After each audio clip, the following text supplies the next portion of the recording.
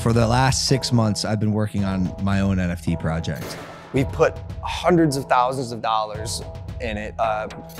Personally, the whole team, $1 million plus. We had an issue with Cryptozoo, where our lead developer took the code that he made, fled to Switzerland, and like held it hostage for $1 million. He literally never paid me anything at all, ever. Eddie promised me, 5% of the tokens and $1 million. He literally never paid me. This reporter says Eddie's entire story is fake. The biggest reason it failed, in my opinion. Doug, I'm not the bad guy here. Yeah. There's some actual out there. Yeah. And it's not me. Like, I'm here to build.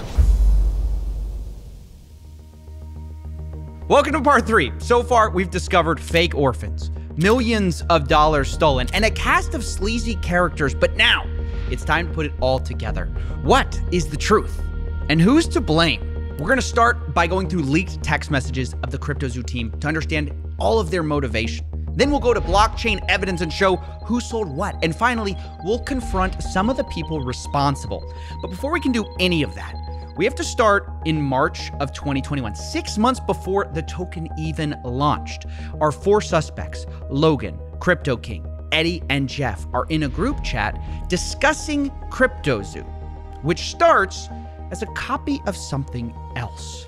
Quote, "I like imitating crypto kitties," Jake the Crypto King says. Logan replies, "I agree."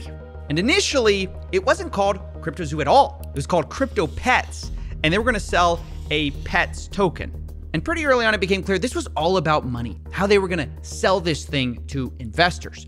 In fact, Crypto King said he thought it was worth at least $20 million in only 6 months, saying the range is insane. $20 to $210 million. It's beautiful wherever we land. Eddie jumped in at this point and talked about how he could sell the project as an investment to a friend, Matt Higgins, saying, quote, "He has to spend that $350 million somewhere. Why not us?" And Logan says, "I love that idea. Crypto King, I'm in." And of course, you have Jeff saying, "Let's go." So you can see right there, they wanted to sell this game before it had even launched. Now later, Eddie amends the list of investors and says, quote, "Investors will be Gary Vee, Todd Morley, James Altucher, Ryan Kavanaugh, and others confirmed on my end." Supposedly, they had $100 million of investment interest.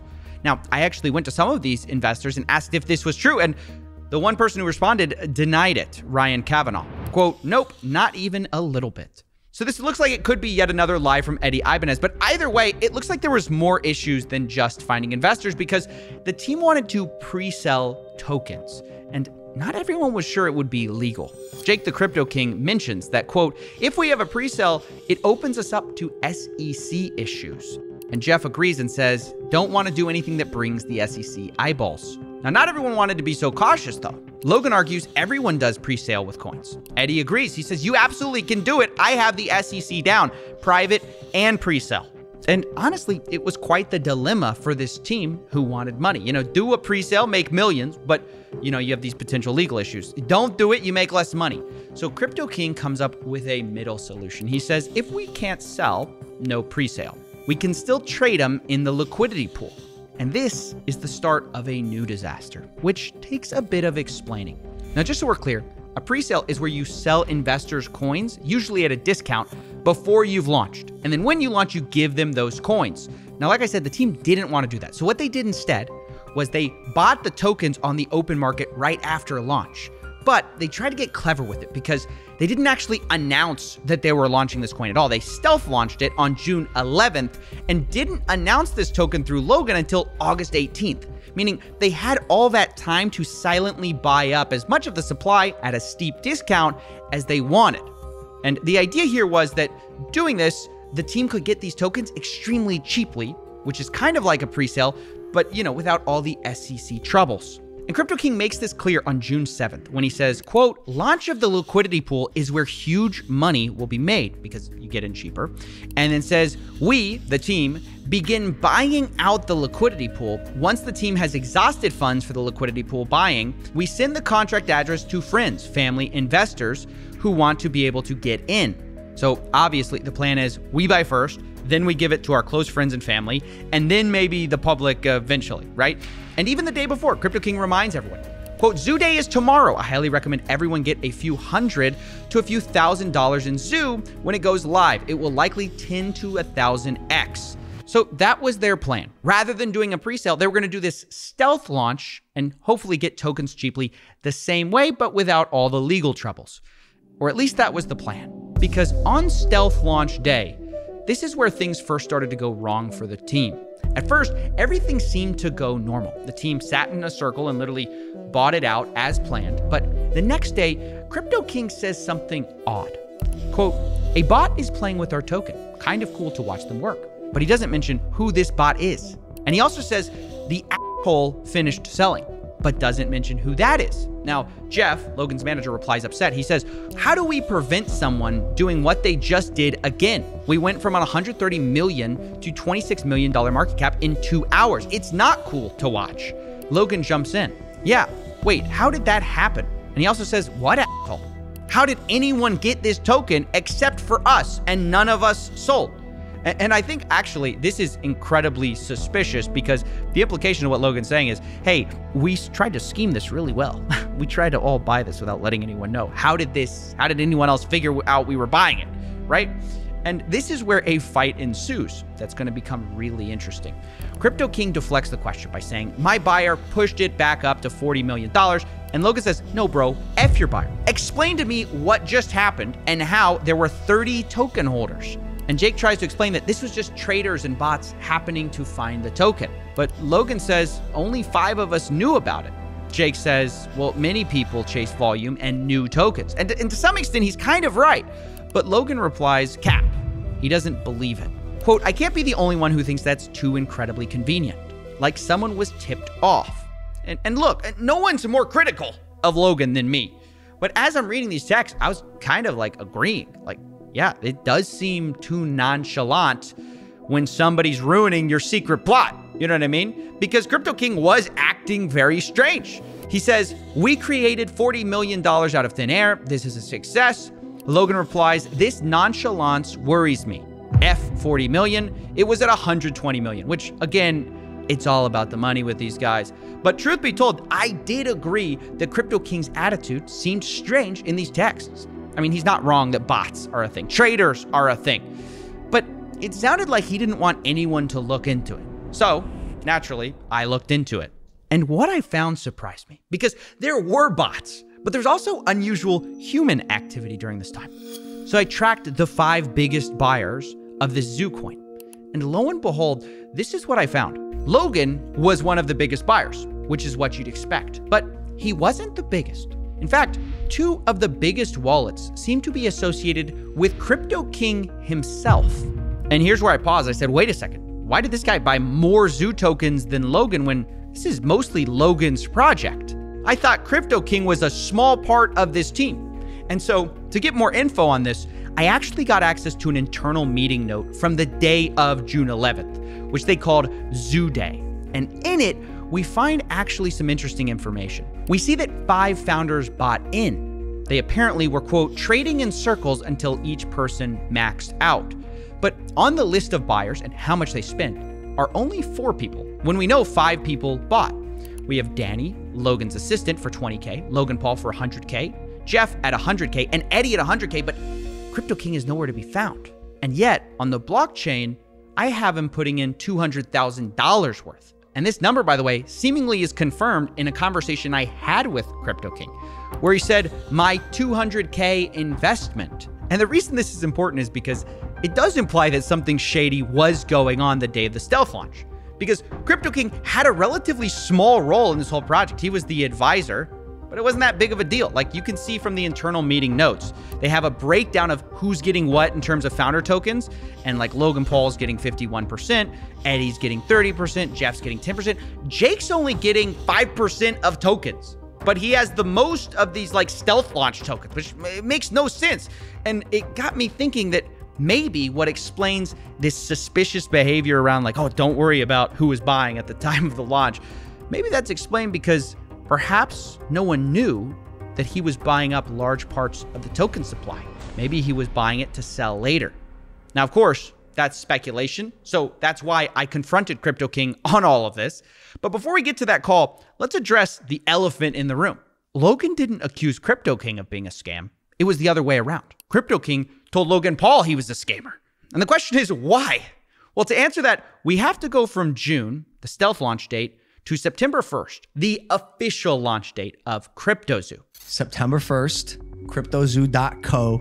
Now, the day of the launch was a bit strange because you might think, well, they already have a token, right? But the first thing they did was actually create a new Zoo token with a different code, but the same name. And they actually airdropped all the holders of the first Zoo token with an identical amount of those coins on the second Zoo token. So you might be wondering, why did they do that? Well, maybe it's to change the smart contract, but maybe it's because of what they did do. They blacklisted some of the holders. In other words, they didn't airdrop to everyone, including Jake the Crypto King. They excluded his wallets so it couldn't get these Zoo coins. Jake texts the group about this the next day, saying, quote, "The Zoo team made a major error this weekend. They chose not to communicate, mint a new token, and airdrop it to whatever wallets they determined fit. This decision came from Eddie and Logan, and I had no part in it. 11,250 wallets before the airdrop, under 11,000 after. They chose to blacklist and ban over 200 wallets. Now, who those wallets are, I have no idea." But he continues, quote, "As a founder like Logan, Jeff, Eddie, and Danny, I had purchased a large quantity of tokens. 5+ of my wallets had been blacklisted from the original team's buys." Now, I don't know why he had 5+ wallets there, but okay. He says 80+ billion Zoo tokens were confiscated from me to date without any communication. So, wow. That's why Crypto King accused Logan of stealing from him or scamming. It's because he was frozen out of a lot of his wallets. And then we get to the text you guys all know. He says, "Logan, you stole $40 million. You're a scammer. You're a con artist, all that stuff. You betrayed your community. The reality is you aren't that guy." And Logan responds, "Oh, Jake, trust me, bro. I am that guy." Cue "In the Arms of an Angel." And look, I mean, what do we make of this? Well, I don't know. I can't root for either of these guys because it sounds like Logan stabbed him in the back, but it sounds like Crypto King may have stabbed him in the back in the first place, right? Because it does appear like he bought tokens that maybe everyone didn't know about. So I'm really not a fan of anyone in this situation. And by the way, this whole thing was structured so misleadingly from the beginning. I have to talk to you a bit about it because you might think that these tokens were the only tokens they had, but it's not even true. In the distribution section of Zoo's white paper, they say there's 2 trillion tokens, and a quarter of that are allocated to development, marketing, and founders. Those aren't even the tokens we're talking about right now, because they claim that those tokens were locked up for 6 months, and then afterwards, 10% was unlocked every month. And if that's true, there would be no reason for these funds to be blacklisted, right? Why would you blacklist something that would be locked up? And the answer is because, well, the founders had more than one set of tokens. Not only did they supposedly have these founder tokens that were locked up and couldn't be sold, these stealth launch tokens were different from that. It's like a whole different thing. And the tokens that they bought, that all of these guys bought, they could sell at basically any time because they weren't locked up, which is a massive problem. And this fact was explicitly laid out in their meeting notes with only one rule. They say, quote, "No selling until $200 million market cap, and don't impact the market more than 3%, and not impact the market more than 10% in a day." And by the way, this is basically conspiracy to manipulate a market. You know, they're literally having insider rules for how to sell, but we're gonna look past that, right? Because these rules eventually kind of changed. A text from Logan's manager, Jeff Levin, came to the group chat, Zoo Founders, saying, "Guys, new and absolute rules. No one is to sell or transfer any Zoo. Logan's gonna make the call when we can make moves." And Logan replies, "Your tokens do not leave your wallet. This is a game." Now, that all sounds well and good. Don't sell your tokens, but the reality was, I mean, they're just kind of trusting each other because these tokens that they're talking about, they're unlocked. They're not locked up, and they could sell it at any time. And I guess the question on my mind is that why Crypto King's tokens were blacklisted? Because they thought he would sell? Or maybe it's just the fact they found out he bought and they didn't know about all those tokens. It's honestly hard to say without knowing more evidence. And this is where we're going to jump into the blockchain. Now, I've tracked the wallets of the entire team and identified the largest seller of Zoo in the team. And it wasn't Jeff. It wasn't Danny. It wasn't even Logan. It was Crypto King. Crypto King sold, by my calculations, millions of dollars. And I know what you're thinking, how's that possible, right? I thought his tokens were blacklisted the day of the official launch. How could he sell that much? Well, the answer is that not all of his tokens were blacklisted. He had even more tokens behind the scenes. And what's worse, the Cryptozoo team actually gave him back a lot of his blacklisted tokens, which I guess you can see as a good thing or a bad thing because he then turned around and sold those tokens, right? And from my blockchain analysis across his blacklisted tokens he got back and the tokens that he had squirreled away the whole time, he ended up making $6 million. He did this by sending out tokens from these larger wallets to dozens of smaller wallets, selling it, and then sending the money to final cash out wallets. So I used those final wallets to calculate the amount he made. Now, I know, look, it's a lot to accuse someone of selling $6 million in a project that doesn't even work. It's a giant scam. So I wanted to give him a chance to defend himself. So I got on a call with Crypto King, and here's what he said when I finally revealed that I knew he had sold. I'm going to change this whole fucking story. Yeah, I'll go on the record for you, and yes, I'm going to show you the text message that say we can sell at these ascending market caps, and literally I'm going to 100%. It sounds like your biggest issue with me is that I sold. And if that's your biggest issue with me, that's the truth. Wow, that is a big admission. Selling tokens for a project that you're an advisor on when the project has never been delivered.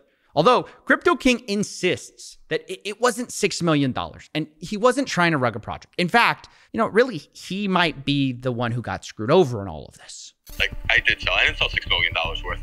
That's going to be other wallets, but that's probably not going to be able to be me being able to be proven, except for them saying, can you send BNB to all these different wallets for me? Which that I'll be able to show you that I was giving BNB to the whole team. I'll also be able to show you that I was a 5% holder of the Zoo tokens that I was promised to be given over the 3-month period was never given.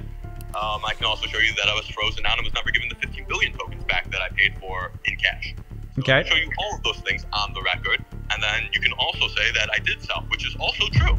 Yep. But as long as it's accompanied with he was a founder that was supposed to be given 5% of the project and was never given the token or paid, worked for almost a year on the project. As long as that goes in with it, then at least that tells my side of the story so people understand that it's not like I was trying to rug a project. It's like I put $250,000 into a project plus 6 months of time, and the founder never did anything he said he was going to do, and then hired a bunch of devs that didn't do what they were going to do.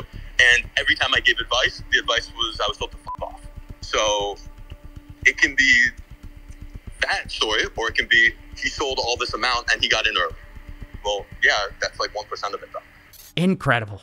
He sounds like he views himself as the victim, or at least like he got screwed too, which just has to win the gold medal for me for mental gymnastics because, I mean, he literally had put $200,000 into this and he says he made millions of dollars. Even if you take him at his word that he didn't make the full 6 million, he admits to me later that it might be a pretty close guess. He tells me via text, quote, "I don't care if you tell people I sold a few million and leave it at that." Well, okay, $6 million, a few million dollars, it's millions of dollars, right?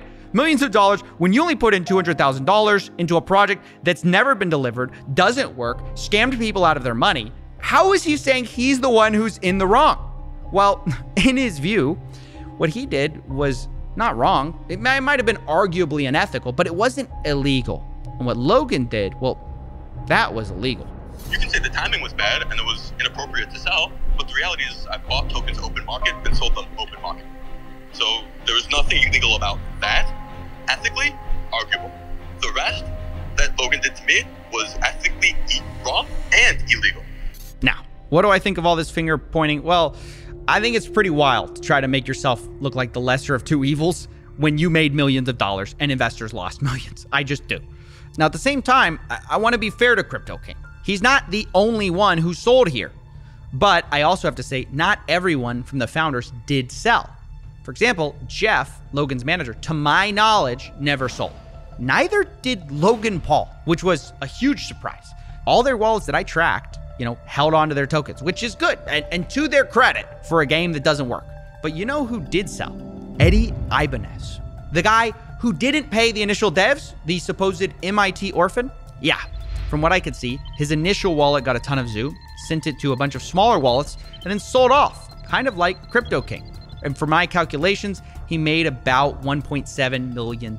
Now, I have to tell you that like Jake, I tried to confront him and give him the opportunity to defend himself, but he never replied to my emails or my phone calls, and we're just gonna have to leave it there. But we're not done with the money just yet, because we still need to talk about the eggs. Remember, we talked about how they profited from Zoocoin, but they also made millions from eggs. According to their own internal meeting notes, they plan to make about $3 million selling these eggs for 0.1 ETH a piece. And that's not far from what I calculated they actually did make, which was about $2.5 million. In the meeting notes, they say they're gonna clear expenses and then do payouts. But pay out who? They don't say. And these expenses are referencing an earlier note suggesting Eddie and Logan had both spent $300,000 each, which I'll say is not $1 million, but okay, we'll give it to them, right? So they got paid back their $600,000, but where does the rest of the money go? Well, on the Ethereum side, there's one payout for $364,000 to one wallet and another $1 million to another. Both are Coinbase addresses, so we don't know who exactly that is, but clearly someone on the team made a lot of money from these NFT egg sales that do not work. And on the Binance Smart Chain side, where they also made money selling eggs, the Zoo that was spent was supposed to be set aside for 50% to be burned, which they did, but the other 50% was supposed to be allocated for wildlife charities and Cryptozoo development. Now, neither seems to have happened because all the money is in a wallet that the team still controls, so there are open questions about, where that money's gonna go and where the Ethereum money went.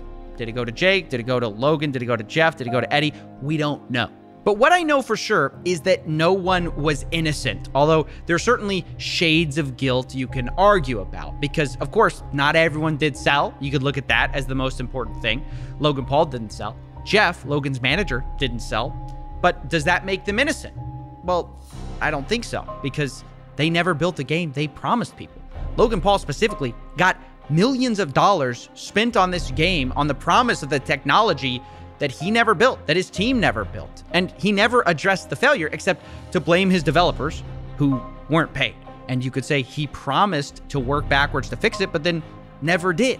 But at the same time, it's clearly not just Logan's fault either, because there are major team issues, right? You've got Eddie selling millions of dollars of Zoo and then allegedly not paying developers. You've got Jeff, who was warned about Eddie, who kept him on the team anyways. And then after they fired Eddie, seems to also have failed to pay developers on time. And then you've got Crypto King himself, who sold the most, but claims he was the guy who was scammed, which is the stupidest thing I've ever heard. It's just like Avengers Assemble for the worst possible team you can imagine to build a crypto gang.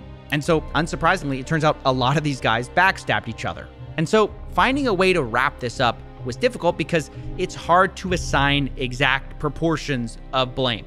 Because if you focus on any one person, you kind of miss why this project failed. Cryptozoo, at the end of the day, did not fail because the price went too low.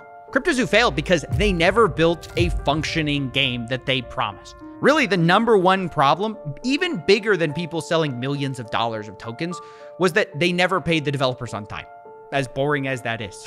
And as a result, the investors not only got rugged for millions of dollars, which is a problem, but they just didn't get the core thing they had bought from the beginning, which was not a crypto project, but something different. I'm excited to launch my game. You keep using and you just did it again. You keep using a word there, game.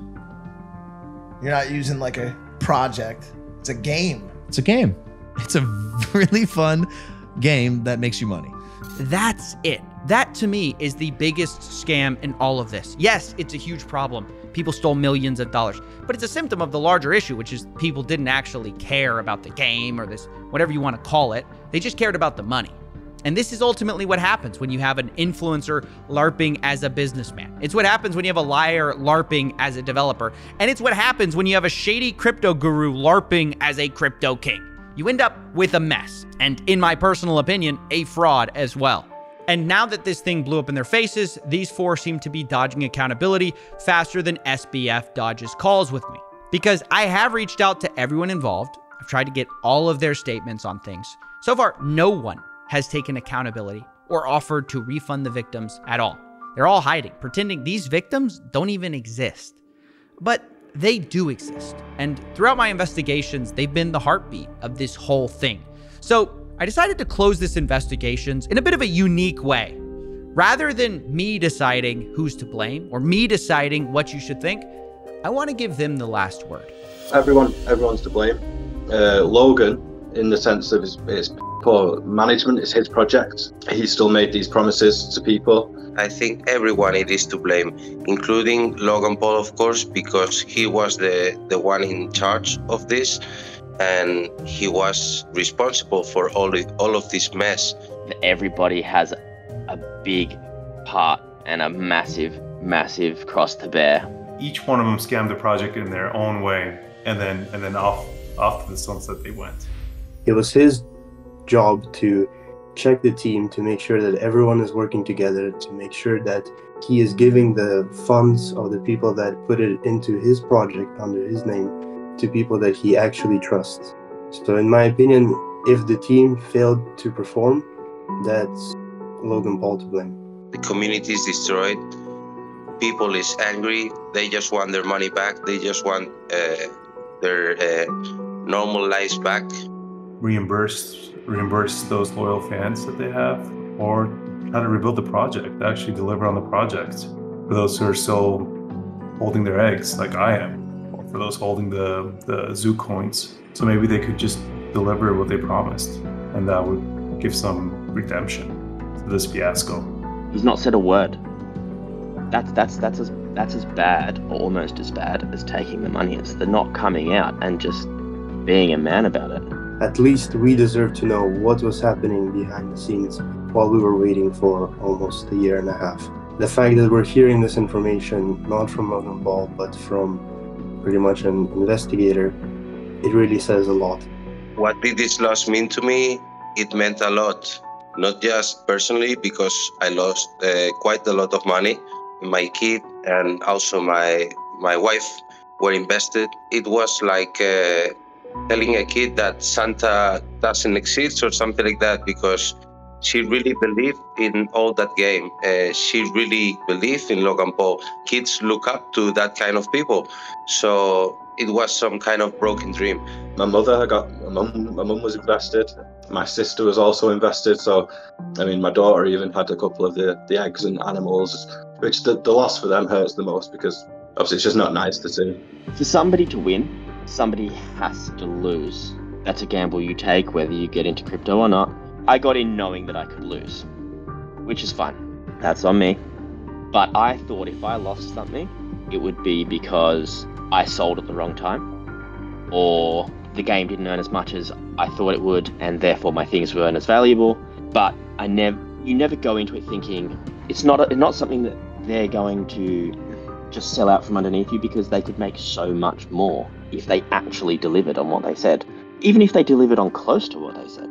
And that's the thing, is you don't think they're going to rug you because there was so much money in a game wallet. Ultimately, at the end, the way I see it is it was fraud. Logan could have put out the red flags, told people to stop investing more into it, because people were investing to this project until the very last minute, where the ship was still just sinking down the ocean, and people were still putting their cash into it. If I was on a call with Logan Paul, I would ask him, where did his redemption arc go?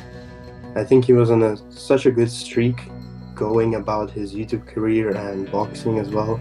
And it's sad to see that because of money, once again, we have degraded down to stealing from his viewers. What would I say to Logan Paul and his team if I could?